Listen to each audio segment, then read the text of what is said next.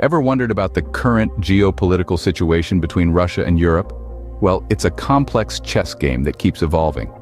Let's delve into the recent happenings. In the spring of 2023, Russia seized assets of two European state-owned energy firms, Fortum and Uniper. This was seen as a retaliation against Western nations that had blocked or seized Russian assets. A decree signed by President Putin led to this unprecedented move, which the Kremlin described as managing the assets rather than outright taking them. This wasn't a standalone event. It was an aftermath of Russia's military operation in Ukraine, which had led to numerous Western sanctions against Russia.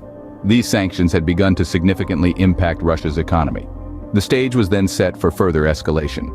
In a decree published, the Kremlin mandated the creation of new Russian-run companies to take over shares in the colossal Yuzhno-Russkoye oil and gas field. This field was previously owned by Austria's OMV and Germany's Wintershall. Both of these European energy giants were from countries that Moscow claimed were unfriendly.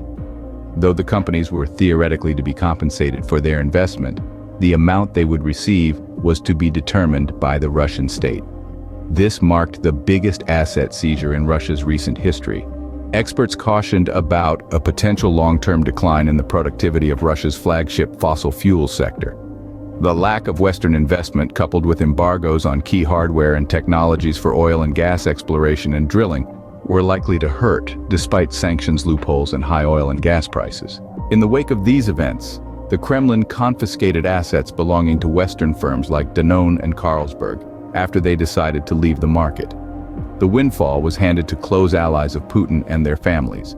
So, to summarize, the geopolitical situation between Russia and Europe in 2023 saw a significant escalation. Russia seized assets from European firms in retaliation to Western sanctions.